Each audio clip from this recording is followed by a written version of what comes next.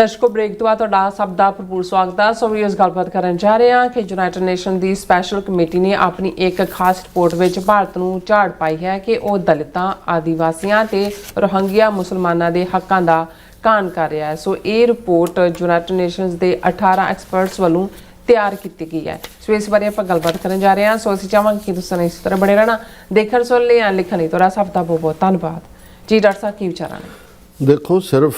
ट्रांसनैशनल रिप्रैशन के मुद्दे के उत्ते ही भारत दुनिया के सामने बेनकाब नहीं होया। हुण जिहड़े होर बहुत सारे इशू जिहड़े विदिन द नेशन, जिस खास तौर पर घट गिणतियां दा काण, वो इंडिया जिन्हें रेफ्यूजी कोवेनेंट्स के उत्ते जिहड़ियां जिनीवा प्रोटोकॉल के तहत हुईयां दस्तखत किए हुए ने, वो किवें रोहिंग्या मुसलमान जिहड़े विचारे बहुत बुरी तरह जिन्हां दी नस्लकुशी की गल यूनाइटेड नेशनस ने कबूली हुई है, उन्होंने म्यांमार दा फौजी जंटा जिहदा पहला नाम बर्मा सी किवें तकदी है उन्हां दे लई, क्योंकि म्यांमार दा बॉर्डर इधर इंडिया नाल लगदा है तो दूसरे पासे बंगलादेश नाल लगदा है। सो बंगलादेश च भी ढाका तो लैके उन्हां दे बहुत सारियां थावां ते मिलियंस जिहड़े रोहिंग्या ने, जिहड़े ऑफकोर्स बंगाली मूल दे ने, उधर ने कुछ जिहड़े ने ਜਿਹੜਾ म्यांमार ਦਾ ਬਾਰਡਰ ਭਾਰਤ ਵੱਲ ਲੱਗਦਾ ਇੱਧਰ ਕ੍ਰਾਸ ਕਰ ਆਉਂਦੇ ਨੇ, ਉਹਨਾਂ ਦੇ ਨਾਲ ਜਿਵੇਂ ਬਦਸਲੂਕੀ ਹੁੰਦੀ ਹੈ, ਜਿਵੇਂ ਉਹਨਾਂ ਨੂੰ ਹਰਾਸ ਕੀਤਾ ਜਾਂਦਾ ਹੈ, ਉਹਨਾਂ ਨੂੰ ਕੋਈ ਰਿਫਿਊਜੀ ਕਨਵੈਨਸ਼ਨ ਦੇ ਥੱਲੇ ਜਿਹੜੇ ਰਾਈਟ ਔਰ ਜਿਹੜੀ ਮਨੀ ਯੂਨਾਈਟਿਡ ਨੇਸ਼ਨਸ ਦਿੰਦੀ ਉਹ ਪੈਸਾ ਖਾ ਜਾਂਦੇ ਨੇ, ਲੇਕਿਨ ਉਹਨਾਂ ਦੇ ਨਾਲ ਜਿਹੜਾ ਉਹ ਐਨੀਮਲਸ ਨਾਲੋਂ ਵੀ ਬਦਤਰ ਸਲੂਕ ਕਰਦੇ ਨੇ। ਇਹੀ ਹਾਲ ਸ਼ਡਿਊਲ ਕਾਸਟ, ਸ਼ਡਿਊਲ ਟਰਾਈਬਸ ਦੇ ਨਾਲ ਹੈ। ਹੁਣ ਯੂਨਾਈਟਿਡ ਨੇਸ਼ਨਸ ਦਾ ਮਤਲਬ ਸਿਰਫ ਇਹੀ ਨਹੀਂ ਹੈ ਕਿ ਜੀ ਉਹਨਾਂ ਦੀਆਂ ਸਾਲ 'ਚ 2 ਵਾਰ ਜਿਹੜੀ ਹੈ ਇੱਥੇ ਨਿਊਯਾਰਕ ਜਿਹੜਾ ਇਹਨਾਂ ਦਾ ਅਸਲੀ ਜਨੀਵਾ ਬੇਸਡ ਜਿਹੜਾ ਇਹਨਾਂ ਦਾ ਹਿਊਮਨ ਰਾਈਟਸ ਕੌਂਸਲ ਉਸ ਦਾ ਦਫ਼ਤਰ ਹੈੱਡਕੁਆਰਟਰ ਹੈ, ਔਰ ਉਸ ਦੇ ਨਾਲ ਫਿਰ ਬਹੁਤ ਸਾਰੇ, ਜਿਵੇਂ ਅਸੀਂ ਇਹ ਦੇਖਿਆ ਕਿ ਭਾਈ ਮਨਿੰਦਰ ਸਿੰਘ ਕੈਨੇਡਾ ਨਿਵਾਸੀ ਸਿੱਖ ਫੈਡਰੇਸ਼ਨ ਦੇ, ਉਹਨਾਂ ਦੇ ਮਾਮਲੇ 'ਚ ਜਿਹੜਾ ਯੂਨਾਈਟਿਡ ਨੇਸ਼ਨਸ ਦੀ ਸਪੈਸ਼ਲ ਰਿਪੋਰਟਰ ਨੇ ਕੈਨੇਡਾ ਸਰਕਾਰ ਨੂੰ ਝਾੜ ਪਾਈ ਕਿ ਵੀ ਤੁਸੀਂ ਉਹਨਾਂ ਦੀ ਸਿਕਿਉਰਿਟੀ ਦਾ ਧਿਆਨ ਨਹੀਂ ਰੱਖ ਰਹੇ। ਕੈਨੇਡਾ ਨੂੰ ਜਵਾਬ ਦੇਣਾ ਪਿਆ 7 ਪੇਜ ਦਾ। ਇਸ ਤਰ੍ਹਾਂ ਉਹਨਾਂ ਦੇ ਬਹੁਤ ਸਾਰੇ ਗਰੁੱਪ ਨੇ ਜਿਹੜੇ ਬਹੁਤ ਸਾਰੀਆਂ ਵਿੰਗਸ ਨੇ ਰਾਦਰ ਜਿਹੜੇ ਅੱਡ ਰਿਪੋਰਟਸ ਤਿਆਰ ਕਰਦੇ ਨੇ। ਇਸੇ ਤਰ੍ਹਾਂ ਦਾ ਇੱਕ ਜਿਹੜਾ ਉਹਨਾਂ ਦੀ ਇੱਕ ਕਮੇਟੀ ਹੈ ਜਿਹੜਾ CERD, ਔਰ ਇਹ CERD ਜਿਹੜੀ ਹੈ ਇਸ ਦਾ ਕੰਪਲੀਟ ਉਹਦਾ ਬਣਦਾ abbreviation united nation committee on the elimination of racial discrimination. United nations committee on the elimination of racial discrimination, UNCERD, CERD। ਮੈਂ UNCERD ਹੀ ਇਸਤੇਮਾਲ ਕਰਾਂਗਾ ਹੁਣ ਅਗਲੀ ਡਿਸਕਸ਼ਨ। ਉਹਨਾਂ ਨੇ ਰਿਪੋਰਟ ਕੀਤੀ ਹੈ ਔਰ ਇੰਡੀਅਨ ਮੀਡੀਆ ਦੀ ਵੀ ਮਜਬੂਰੀ ਬਣੀ ਕਿ ਵੀ ਉਹਨੂੰ ਨਿਊਜ਼ ਨੂੰ ਦੇਣ, ਔਰ ਦਾ ਹਿੰਦੂ ਦੀ ਹੈਡਲਾਈਨ ਹੈ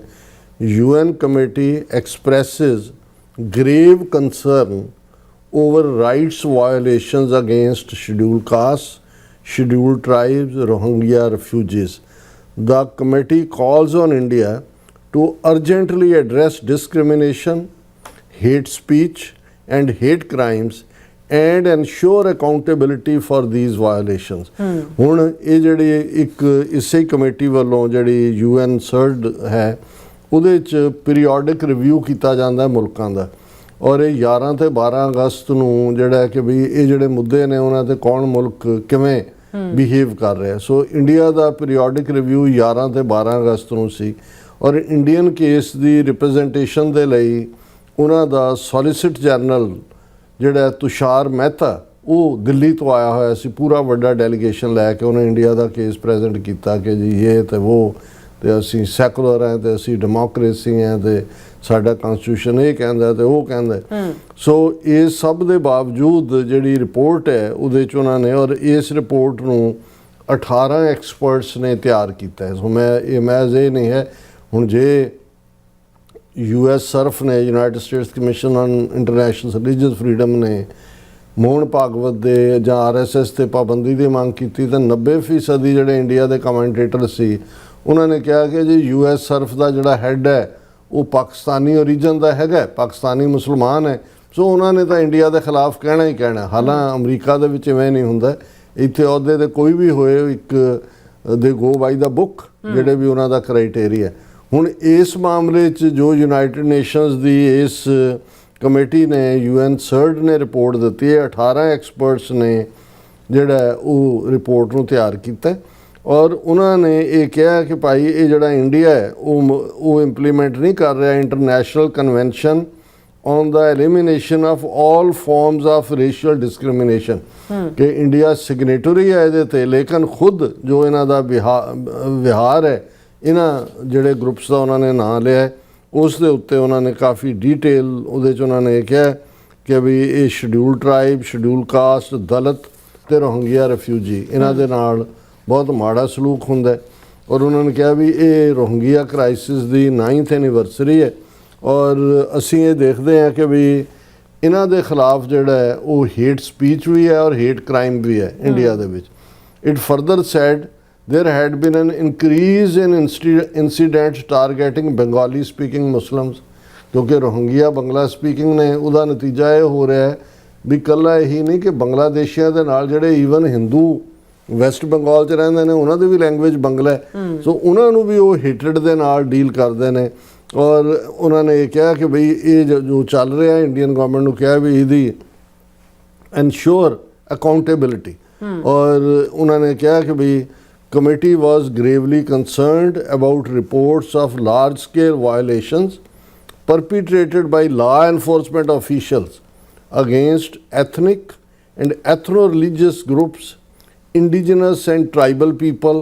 including scheduled tribes, scheduled castes, particularly Dalits and non-citizens ਕਿ ਜੋ ਕੁਛ law enforcement ਵਾਲੇ common ਲੋਕ ਜਾਂ ਦੂਜੇ ਦਾ ਜੋ ਨਫ਼ਰਤ ਕਰਦੇ ਹੀ ਨੇ ਵੀ ਉਹਨਾਂ ਦਾ ਵੀ ਜਿਹੜਾ ਰਿਕਾਰਡ ਹੈ ਉਹ ਬਹੁਤ ਮਾੜਾ ਹੈ ਔਰ ਉਹਨਾਂ ਨੇ ਕਿਹਾ ਕਿ ਵੀ ਇਹ ਜਿਹੜੀ ਰੇਸ਼ੀਅਲੀ ਮੋਟੀਵੇਟਡ ਵਾਇਲੈਂਸ ਹੈ ਜਿਸ ਦੇ ਵਿੱਚ ਯੂਜ਼ ਆਫ ਫੋਰਸ ਹੈ, ਐਕਸਟਰਾ ਜੁਡੀਸ਼ੀਅਲ ਕਿਲਿੰਗਸ ਨੇ, ਆਰਬਿਟਰੇਰੀ ਪ੍ਰੋਲੋਂਗ ਡਿਟੈਂਸ਼ਨ ਹੈ ਵਿਦਾਊਟ ਡਿਊ ਪ੍ਰੋਸੈਸ, ਟਾਰਚਰ ਹੈ, ਇਲ ਟਰੀਟਮੈਂਟ ਹੈ ਐਂਡ ਸੈਕਸ਼ੂਅਲ ਵਾਇਲੈਂਸ ਹੈ ਔਰ ਉਹਨਾਂ ਨੇ ਇੰਡੀਆ ਨੂੰ ਕਿਹਾ ਕਿ ਵੀ ਇਸ ਦੇ ਉੱਤੇ ਪ੍ਰੋਬ ਫੋਰਨ ਜਿਹੜਾ ਦਾ committee called on India to conduct prompt right away thorough and impartial investigations into all such allegations and ensure accountability for those responsible ਔਰ ਫਿਰ ਉਹਨਾਂ ਨੇ ਰੇਸ਼ੀਅਲ ਪ੍ਰੋਫਾਈਲਿੰਗ ਦੀ ਗੱਲ ਕੀਤੀ ਕਿ ਭਾਈ ਰੋਹਿੰਗਿਆ ਦੇ ਨਾਲ ਕੀ ਹੁੰਦਾ ਹੈ, ਦਲਿਤਾਂ ਦੇ ਨਾਲ ਕੀ ਹੁੰਦਾ ਹੈ ਔਰ ਕਲੈਕਟਿਵ ਐਕਸਪਲਸ਼ਨਸ ਜਿਹੜੀ ਹੈ ਇੰਡੀਆ ਕਰ ਰਿਹਾ ਉਸ ਨੂੰ ਅਵੋਇਡ ਕਰੇ। ਸੋ ਇਹ ਬੜੀ ਪਾਵਰਫੁਲ ਕਮੇਟੀ ਦੀ ਪਾਵਰਫੁਲ ਰਿਪੋਰਟ ਹੈ ਔਰ ਜਦੋਂ ਇੱਕ ਪਾਸੇ ਇਹ ਉਹਨਾਂ ਦੀ ਰਿਪੋਰਟ ਆਈ ਹੈ ਦੂਸਰੇ ਪਾਸੇ ਜਿਹੜੀ ਇੱਕ ਅੱਜ ਇਲਾਹਾਬਾਦ ਹਾਈ ਕੋਰਟ ਜਿਹੜਾ ਜ਼ਾਹਰ ਹੈ ਕਿ ਯੂਪੀ ਦੇ ਵਿੱਚ ਔਰ ਇਸ ਵੇਲੇ ਸਾਰੀ ਜੁਡੀਸ਼ਰੀ ਹਿੰਦੂ ਤੋਂ ਵੀ ਰੰਗ ਦੇ ਵਿੱਚ ਰੰਗੀ ਹੋਈ ਹੈ। ਹੁਣ ਇੱਕ ਕੇਸ ਇਲਾਹਾਬਾਦ ਹਾਈ ਕੋਰਟ ਦੇ ਸਾਹਮਣੇ ਸੀ ਜਿਸ ਦੇ ਵਿੱਚ ਇੱਕ ਟੈਗੋਰ ਪਬਲਿਕ ਸਕੂਲ ਦੀ 11ਵੀਂ ਦੀ ਸਟੂਡੈਂਟ ਜਿਹੜੀ ਹੈ ਉਹ ਹਿਜਾਬ ਜਿਹੜਾ ਜ਼ਾਹਰ ਹੈ ਕਿ ਵੀ ਇੱਕ ਸ਼ਰਮ ਦਾ ਔਰ ਇੱਕ ਪਰਦਾ ਜਿਹੜਾ ਇਸਲਾਮ ਦੇ ਵਿੱਚ ਜਿਹੜੇ ਖਾਸ ਤੌਰ ਤੇ ਡਿਵਾਊਟ ਔਰ ਡੈਡੀਕੇਟਡ ਮੁਸਲਿਮਸ ਨੇ ਉਹ ਬੀਬੀਆਂ ਪਹਿਨਦੀਆਂ ਨੇ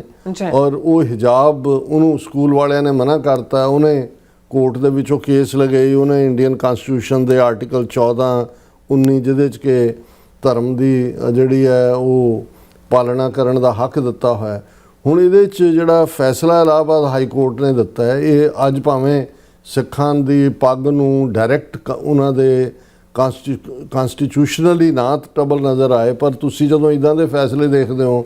ਇਹ ਸਮਝ ਆ ਰਹੀ ਹੈ ਵੀ ਇਹ ਜਾ ਕਿੱਧਰ ਨੂੰ ਰਹੇ ਨੇ। ਹੁਣ ਹਾਈ ਕੋਰਟ ਨੇ ਉਸ ਦਾ ਇਸ ਹੱਕ ਨੂੰ ਡਿਨਾਈ ਕੀਤਾ ਔਰ ਉਹਦੇ 'ਚ ਉਹਨਾਂ ਨੇ ਕਿਹਾ wearing a head scarf has not been established as an essential religious practice for women in Islam. Allahabad high court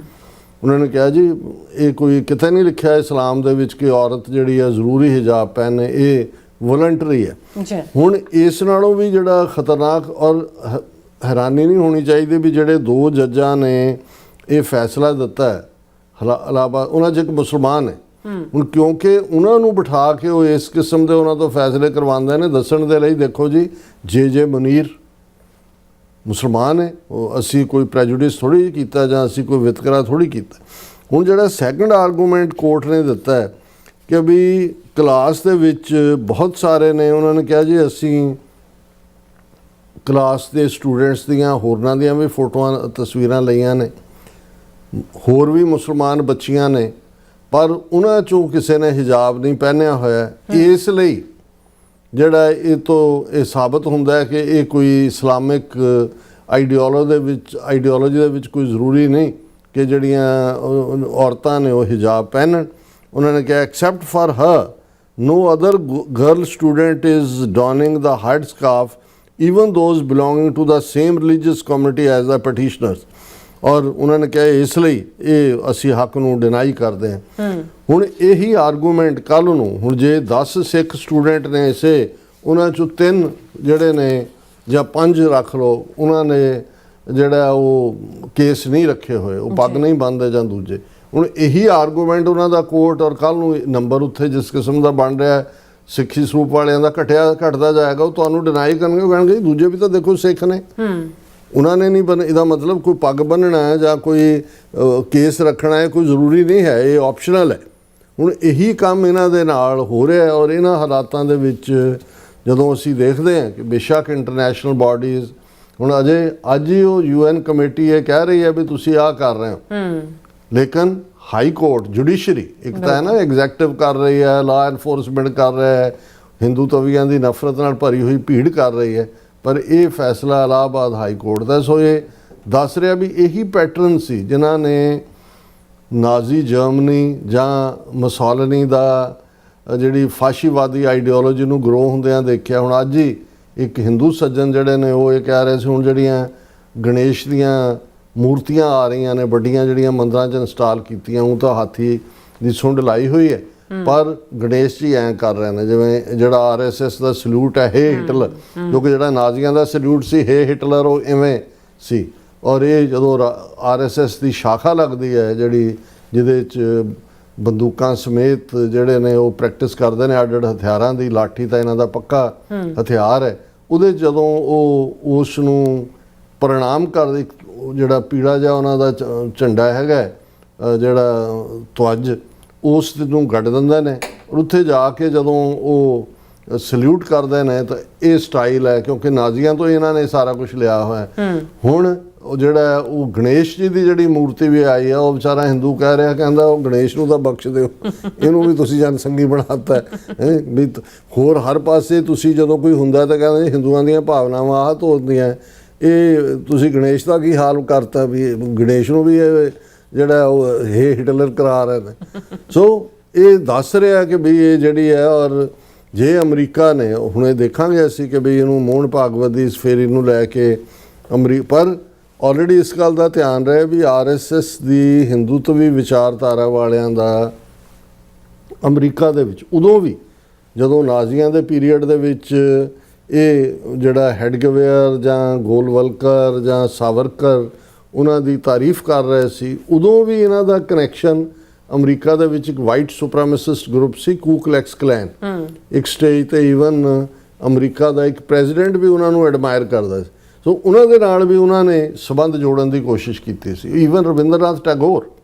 ਜਿਹਦਾ ਜਨ ਗਣ ਮਨ ਜਾਂ ਦੂਜਾ ਗਾਉਂਦੇ ਨੇ, ਉਹ 2 ਵਾਰ ਜਿਹੜਾ ਉਹ ਮੁਸੋਲਿਨੀ ਨੂੰ ਮਿਲਿਆ ਇਟਲੀ ਜਾ ਕੇ। ਪਹਿਲੀ ਵਾਰ ਤਾਂ ਚਲੋ ਮਿਲ ਲਿਆ, ਉਦੋਂ ਪਤਾ ਨਹੀਂ ਸੀ ਉਹਦਾ, ਜਦੋਂ ਔਰ ਦੂਜੀ ਵਾਰ ਜਦੋਂ ਉਸ ਦੀ